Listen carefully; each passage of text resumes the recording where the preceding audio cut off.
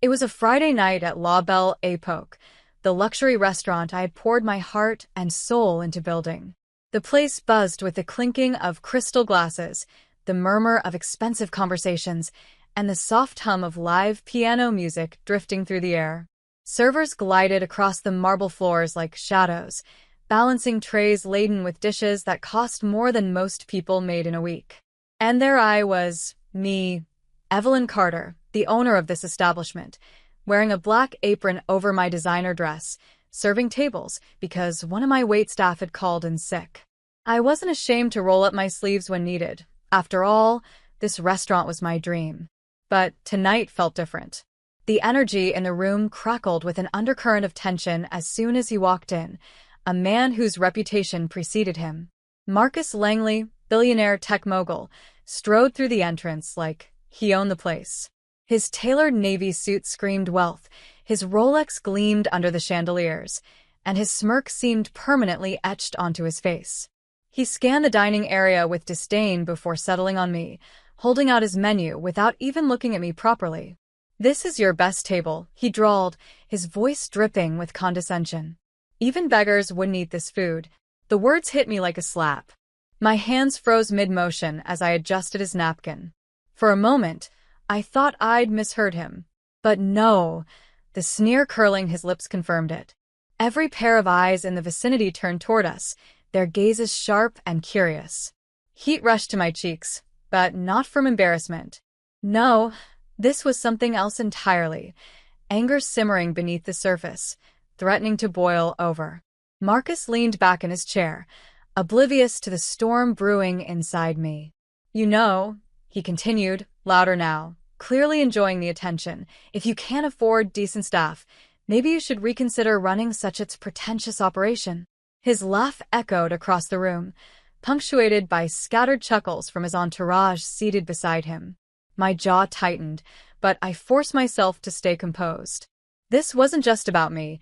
It was about every person who worked here, every late night I'd spent perfecting recipes, every sacrifice I'd made to turn this dream into reality. I couldn't let him see how deeply his words cut. Not yet. Instead, I gave him a polite smile, though my knuckles whitened around the tray. "Would you care for some water while you decide on your order, sir?" I asked, my tone smooth despite the fury bubbling within me. He waved me off dismissively, already engrossed in mocking another server nearby. As I stepped away, I caught glimpses of pitying looks from my team and judgmental stares from other patrons. Some whispered behind their menus, others shook their heads. It stung, but only for a second, because deep down, I knew what came next would change everything. Tonight wasn't going to end with Marcus Langley walking away unscathed. Oh no. Tonight, he was going to learn exactly who I am and why crossing me was the biggest mistake of his life. Let me take you back to earlier that day, long before Marcus Langley sauntered into La Belle Époque. It started like any other morning, well, almost. The sun peeked through the blinds of my apartment, casting golden streaks across the hardwood floor. I woke up early, as usual, fueled by the kind of restless energy that comes with knowing you're responsible for something bigger than yourself. Today wasn't supposed to be special. Just another day at the helm of the restaurant I'd built from scratch. But fate has a funny way of rewriting plans. By 8 a.m., I was already at the restaurant, reviewing inventory lists and finalizing prep schedules with Chef Antoine. We were preparing for a busy weekend, and every detail mattered. The kitchen smelled of fresh herbs and simmering sauces, a comforting reminder of why I fell in love with this industry in the first place. My phone buzzed incessantly, emails from suppliers, texts from staff, reservation confirmations piling up. Yet amidst the chaos, there was a rhythm, a quiet satisfaction in seeing everything come together. But then came the call that changed everything. One of my servers, Mia, phoned in sick. She sounded miserable, her voice hoarse and strained. "Evelyn, I'm so sorry," she rasped. "I'll make it up to you, I promise." Normally, I'd have shrugged it off. These things happen. But today we were short-staffed as it was. Every server counted. So, without hesitation, I told her to rest and assured her I'd cover her shift. After all, I'd waited tables myself during the early days of opening the restaurant. How hard could it be? What I didn't anticipate was how much the universe seemed determined to test me. By noon, disaster struck again. Our sous chef accidentally burned his hand while pulling a tray out of the oven. He was rushed to urgent care, leaving us short-handed in the kitchen too. Chef Antoine shot me a look that said, "We'll manage," but I could see the stress lines forming around his eyes. And then, just as dinner service approached, the power flickered. Not enough to shut us down, but enough to send everyone into a panic. That's when I realized tonight wasn't going to be easy. Still, I rolled up my sleeves, tied on an apron, and stepped into the fray. If anyone noticed their boss doubling as a waitress, they didn't say a word. Everyone was too busy scrambling to keep the ship afloat. The irony wasn't lost on me. I'd worked tirelessly to build a business where I could step back and focus on strategy, yet here I was, juggling plates and refilling water glasses like I had years ago. And then Marcus Langley walked in. In hindsight, maybe I should have seen it coming. Wealthy clients often visited La Belle Époque, drawn by its reputation for excellence. But none of them carried themselves quite like Marcus. From the moment he entered, he radiated entitlement, his presence commanding attention whether he wanted it or not. When he made that crack about beggars and our food, part of me wanted to snap right then and there, to reveal who I really was and watch the smugness drain from his face. But I didn't. Instead, I swallowed my pride, reminded myself of the bigger picture, and kept moving. Because sometimes, revenge isn't about lashing out in the heat of the moment. Sometimes, it's about patience. About waiting for the perfect opportunity to strike. And trust me, Marcus Langley had no idea what was coming. As Marcus settled deeper into his seat, his arrogance only grew thicker, suffocating the atmosphere around him. He gestured lazily to the waiter approaching his table, barely sparing him a glance. "Bring me the most expensive bottle you have," he barked, his tone laced with derision. "Though I doubt it'll be worth the price tag." His companions chuckled nervously, exchanging glances that spoke volumes about their discomfort. They were used to his antics, perhaps even encouraged them, but tonight, something felt different. Maybe it was the weight of his words hanging heavy in the air, or perhaps it was the collective unease rippling through the room. I moved quietly between tables, my movements deliberate yet unobtrusive, ensuring each guest felt attended to without drawing undue attention to myself. But every time I passed Marcus's table, his voice carried over the gentle hum of conversation, slicing through the ambience like a knife. Honestly, he scoffed to his entourage, loud enough for nearby diners to hear. "This place is trying way too hard to impress people who don't belong here." His gaze swept dismissively over the room, lingering momentarily on me as if daring me to react. Each insult landed like a punch to the gut, but I refused to let him see the cracks forming beneath my calm exterior. Instead, I focused on the warmth emanating from the other patrons, those who exchanged sympathetic smiles with me, their eyes soft with understanding. There was Mrs. Thompson, a regular who always ordered the lavender creme brulee, nodding subtly in solidarity. And Mr. Patel, who frequented the restaurant weekly, offering a small, encouraging smile as I refilled his glass. Their silent support bolstered my resolve, reminding me that this wasn't just my battle, it was theirs too. Yet, amidst the sea of empathetic faces, there were also those who recoiled, visibly uncomfortable with the spectacle unfolding before them. A young couple at a nearby table shifted awkwardly in their seats, clearly torn between enjoying their meal and confronting the growing tension. Others whispered behind raised menus, their expressions a mix of disapproval and reluctant fascination. The room had transformed into a stage, and Marcus, unknowingly, was the villain of the piece. Every snide comment he made reverberated through the restaurant, amplifying the divide between those who stood with me and those who cowered under his shadow. But with each barb, my determination hardened.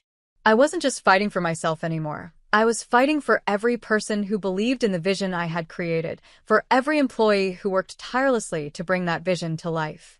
And as Marcus continued his tirade, oblivious to the storm brewing within me, I knew the moment of reckoning was drawing near. It happened faster than I expected. Marcus had been sipping his wine. Yes, the outrageously expensive bottle he demanded, when he leaned back at his chair, surveying the room with that same insufferable smirk. "You know," he announced loudly, swirling the glass like he was auditioning for a luxury commercial, "places like this thrive on fooling people into thinking mediocrity is sophistication." His laughter rang out, sharp and grating, cutting through the hushed murmurs of the dining room. That's when I decided it was time. I approached his table, my steps steady and deliberate, the tray in my hands perfectly balanced despite the storm raging inside me. "Is everything to your liking, Mr. Langley?" I asked, my voice calm but carrying an edge that silenced the entire room. Conversations halted mid-sentence, forks paused halfway to mouths, and all eyes turned toward us. Even Marcus looked momentarily taken aback by the sudden shift in energy. "Actually," I continued, setting the tray down with a soft clink, "there's something I'd like to share with you." I reached into the pocket of my apron and pulled out a small leather-bound notebook, the same one I used to jot down daily operations, supplier notes, and staff schedules. Flipping it open, I slid it across the table toward him. "This is my restaurant," I said, my tone firm and unwavering. "And these are the financial records proving it." His smirk faltered, replaced by confusion. "What are you talking about?" he snapped, though his voice lacked its earlier bravado. "I'm Evelyn Carter," I replied, letting the name hang in the air like a challenge. "Owner of La Belle Époque. You've spent the last 20 minutes insulting not just me, but every single person working here tonight, including yourself, apparently, since you're dining in what you seem to think is a mediocre establishment." The room erupted into gasps and murmurs. Marcus's face flushed red, his jaw tightening as he struggled to process the situation. This is ridiculous," he stammered, glancing around for support from his entourage. But they avoided his gaze, shifting uncomfortably in their seats. "Oh, it gets better," I said, leaning slightly forward, my voice dropping to a level that demanded absolute attention.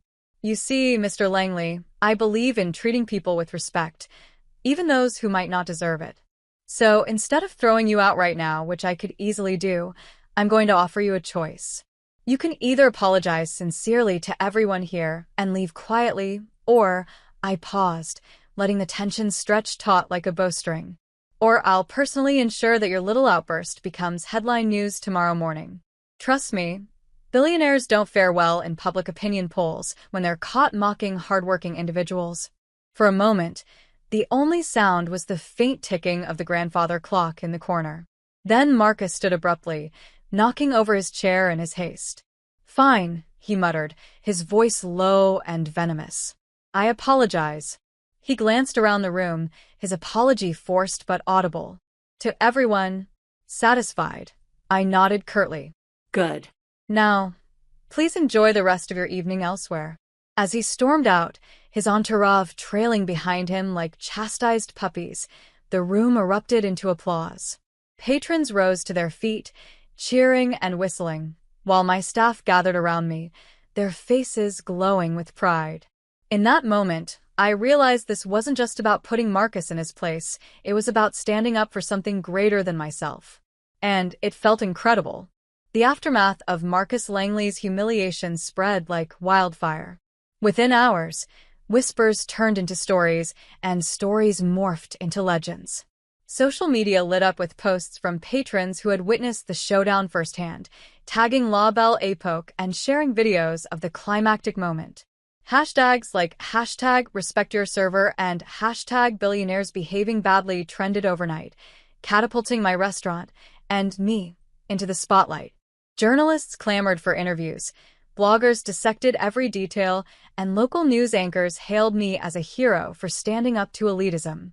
But beyond the viral fame and media frenzy, the real impact unfolded in quieter, more profound ways. The following week, I received dozens of letters and emails from strangers, waitstaff, chefs, bartenders, and hospitality workers across the country who thanked me for giving them hope. One message stood out. A young waitress wrote about how she'd been bullied by a customer earlier that year and felt powerless to respond. Seeing you stand up to someone like Marcus Langley made me realize I deserve respect too, she wrote. Thank you for showing me that strength isn't about yelling louder. It's about doing what's right, even when it's hard. Inside the restaurant, the transformation was equally palpable. My team walked taller, their confidence buoyed by the knowledge that they were valued and protected. During our next staff meeting, Mia, the server whose absence had thrust me into waitressing duty, teared up as she recounted how proud she was to work somewhere that prioritized dignity over profit. You didn't just offend us, she said, her voice trembling. You reminded us why we chose this job in the first place, to create joy, not endure abuse. Even the regular patrons noticed the shift. Mrs. Thompson, ever the observant diner, remarked during her next visit, there's a new energy here. It's like the whole place breathes easier now. She wasn't wrong. The atmosphere at La Belle Époque had transformed, infused with a sense of unity and purpose that went far beyond exceptional cuisine or impeccable service. People weren't just coming for the food, they were coming for the story, for the promise of being part of something meaningful. For me, the experience became a turning point. It wasn't just about vindication, it was about validation. Standing up to Marcus reinforced my belief in the importance of kindness, empathy, and integrity, not just as ideals, but as non-negotiable principles. I began implementing changes at the restaurant, starting with mandatory training sessions on conflict resolution and workplace respect. I also introduced a guest code of conduct policy, making it clear that disrespect would not be tolerated under any circumstances. To my surprise, these measures didn't deter customers. They attracted even more. Word-of-mouth praise brought in new faces eager to support a business rooted in values rather than vanity. And then there was Marcus himself. Though he vanished from public view after the incident, rumors swirled about his plummeting reputation among peers and investors. A few weeks later, I received an envelope containing a handwritten note. In neat, precise handwriting, it read, "Asterisk, you were right. Respect matters. Thank you for teaching me that lesson." Asterisk, no signature, but I didn't need one. Whether genuine or coerced by PR advisors, the acknowledgement meant something. Redemption, I realized, isn't always loud or dramatic. It's often found in small, quiet moments of accountability. Looking back, I understood that the confrontation wasn't just about me versus Marcus. It was about choosing courage over complacency, humanity over hierarchy. It reminded me why I started this journey in the first place, to build a space where everyone from the dishwasher to the diner felt seen, heard, and valued.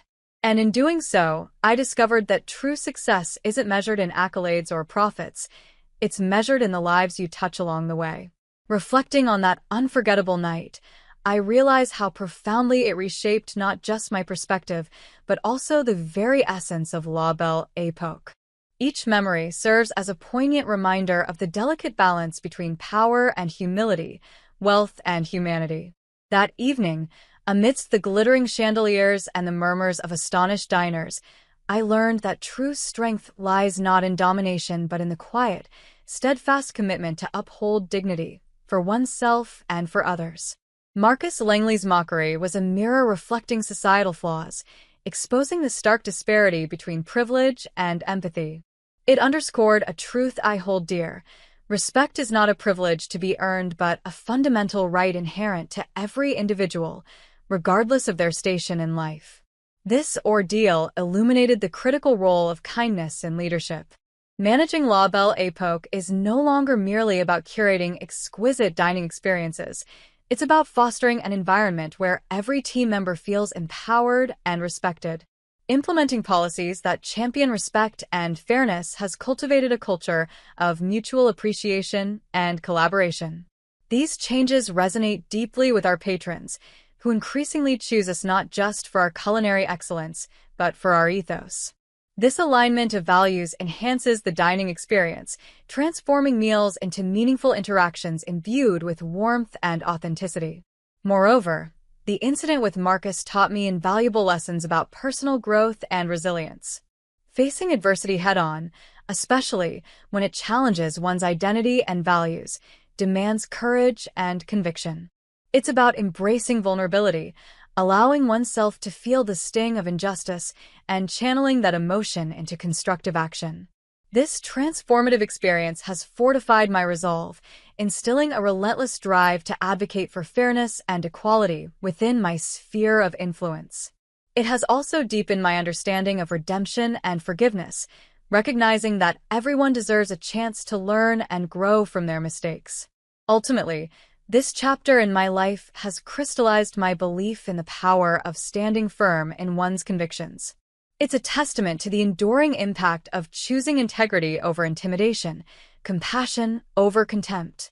As I continue to lead La Belle Époque, these principles guide every decision, every interaction, ensuring that our legacy is not just one of gastronomic brilliance, but of heartfelt humanity.